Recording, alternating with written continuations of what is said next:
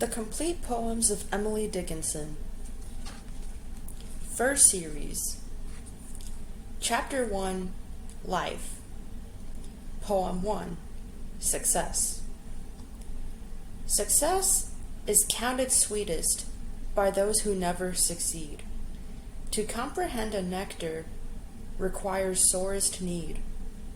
Not one of all the people host who took the flag today can tell the definition so clear of victory.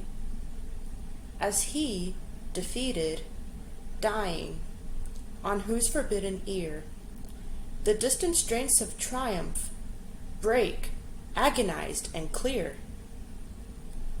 Poem 2. Our share of night to bear, our share of morning, our blank in bliss to fill, our blank in scorning.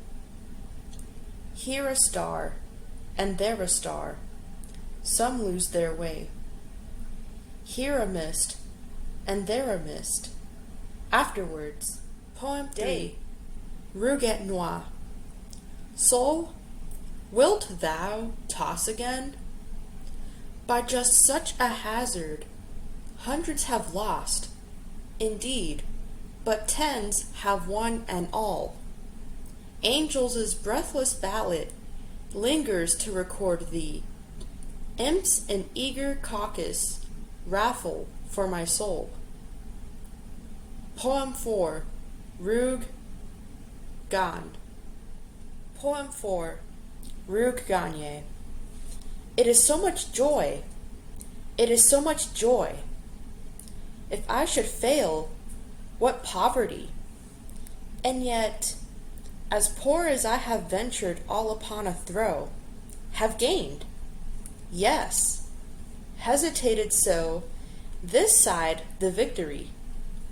Life is but life, and death but death. Bliss is but bliss, and breath but breath. And if indeed I fail, at least to know the worst is sweet. Defeat means nothing but defeat. No drearier can prevail. And if I gain, O gun at sea, oh, bells that in the steeples be, at first repeat it slow.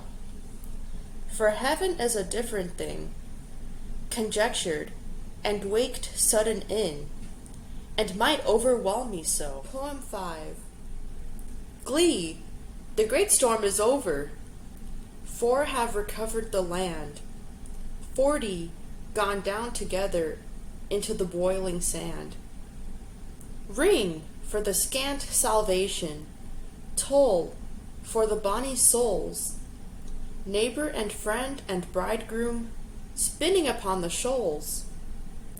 How they will tell the shipwreck when winter shakes the door, till the children ask, but the 40? Did they come back no more? Then a silence suffuses the story, and a softness the teller's eye, and the children no further question, and only the waves reply. Poem 6.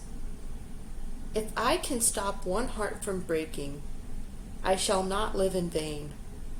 If I can ease one life the aching, or cool one pain, or help one fainting robin unto his nest again, I shall not live in vain. Poem 7, Almost. Within my reach, I could have touched, I might have chanced that way. Soft sauntered through the village, sauntered as soft away.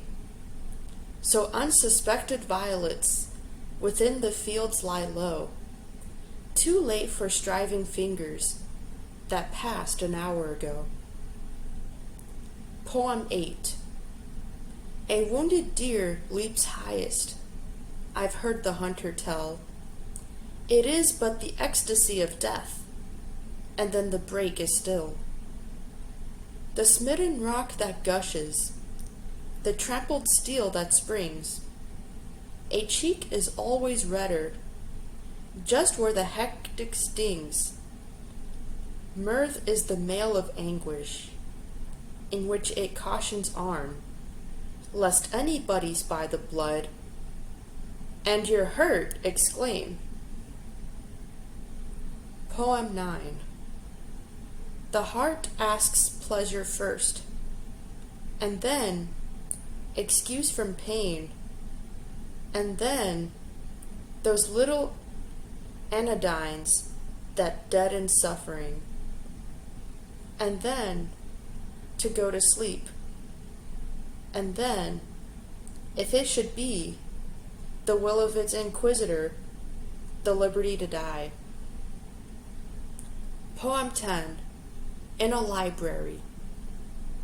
A precious, moldering pleasure it is to meet an antique book and address his century wore, a privilege, I think, his venerable hand to take, and warming in our own, a passage back or two to make to times when he was young, his quaint opinions to inspect, his knowledge to unfold, on what concerns our mutual mind, the literature of old. What interested scholars most, what competitors ran when Plato was a certainty, and Sophocles a man, when Sappho was a living girl, and Beatrice wore the gown that Dante deified. Facts, centuries before, he traverses familiar, as one should come to town, and tell you all your dreams were true. He lived where dreams were sown. His presence is enchantment. You beg him not to go. Old volumes shake their vellum heads, and tantalize just so. Poem 11. Much madness is divinest sense to a discerning eye. Much sense, the starkest madness.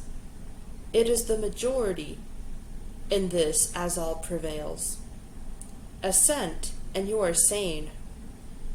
Demur, you're straightway dangerous, and handled with a chain. Poem 12. I asked no other thing, no other was denied. I offered being for it. The mighty merchant smiled. Brazil? He twirled a button, without a glance my way. But madam, is there nothing else we can show today? Poem 13. Exclusion. The soul selects her own society, then shuts the door. On her divine majority, obtrude no more. Unmoved, she notes the chariots pausing at her low gate. Unmoved, an emperor is kneeling upon her mat. I've known her from an ample nation. Choose one, then close the valves of her attention, like stone. Poem 14. The Secret. Some things that fly there be birds, hours, the bumblebee. Of these no elegy. Some things that stay there be grief, hills, eternity. Nor this behoveth me. There are that resting rise. Can I expound the skies? How still the riddle lies. Poem 15. The Lonely House. I know some lonely houses off the road, a robbered, like the look of, wooden barred, and windows hanging low, inviting to a portico. Poem 15. The Lonely House. I know some lonely houses off the road, A robber would like the look of wooden barred and windows hanging low, inviting to a portico where two could creep, one hand the tools, the other peep to make sure all's asleep. Old-fashioned eyes, not easy to surprise. How orderly the kitchen would look by night, with just a clock, but they could gag the tick, and mice won't bark. And so the walls don't tell, none will. A pair of spectacles ajar just stir, an almanac's aware. Was it the mat winked, or a nervous star? The moon slides down the stair to see who's there. There's plunder. Where? Tankard, or spoon, earring, or stone? A watch, some ancient brooch, to match the grandmamma, stayed sleeping there. Day rattles too, stealth's slow. The sun has got as far as the third sycamore. Screams chanted clear, "Who's there?" And echoes, trains away, sneer, "Where?" While the old couple, just astir, fancy the sunrise left the door ajar. Poem 16. To fight aloud is very brave, but gallanter I know, who charge within the bosom the cavalry. Poem 16. To fight aloud is very brave, but gallanter I know, who charge within the bosom the cavalry of woe, who win and nations do not see, who fall and none observe, whose dying eyes no country regards with patriot love. We trust in plumed procession, for such the angels go, rank after rank, with even feet and uniforms of snow. Poem 17. Dawn. When night is almost done, and sunrise grows so near that we can touch the spaces, it's time to smooth the hair and get the dimples ready, and wonder we could care for that old faded midnight that frightened but an hour.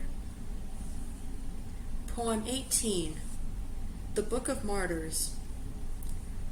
Read sweet how others strove till we are stouter, what they renounced till we are less afraid, how many times they bore the faithful witness till we are helped, as if a kingdom cared. Read then of faith that shone above the faggot, clear strains of hymn the river could not drown, brave names of men and celestial women passed out of record into renown. Poem 19. The Mystery of Pain. Pain has an element of blank. It cannot recollect when it began, or if there were a day when it was not. It has no future but itself. Its infinite realms contain its past, enlightened to perceive new periods of pain. Poem 20. I taste a liquor never brewed, from tankard scooped in pearl. Not all the vats upon the Rhine yield such an alcohol.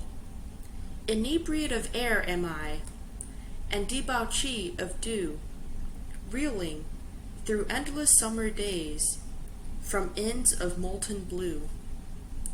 When landlords turn the drunken bee out of the foxglove's door, when butterflies renounce their drams, I shall but drink the more, till seraphs swing their snowy hats, and saints to windows run, to see the little tippler leaning against the sun. Poem 21. A Book. He ate and drank the precious words. His spirit grew robust. He knew no more that he was poor, nor that his frame was dust. He danced along the dingy days, and this bequest of wings was but a book. What liberty a loosened spirit brings. Poem 22. I had no time to hate, because the grave would hinder me, and life was not so ample I could finish enmity. Nor had I had time to love, but since some industry must be, the little toil of love, I thought, was large enough for me. Poem 23. Unreturning. It was such a little boat that toddled down the bay. It was such a gallant sea that beckoned it away. It was such a greedy wave that licked it from the coast, nor ever guessed the stately sails my little craft was lost. Poem 24. Whether my bark went down at sea, whether she met with gales, whether to isles enchanted she bent her docile sails, by what mystic mooring she is held today, this is the errand of the eye out upon the bay. Poem 25. Belshazzar had a letter. He never had but one. Belshazzar's correspondent concluded and begun. In that immortal copy, the conscience of us all can read without its glasses on Revelation's wall. Poem 26. The brain within its groove runs evenly and true, but let a splinter swerve, it were easier for you to put the water back when floods have slit the hills, and scooped a turnpike for themselves, and blotted out the mills.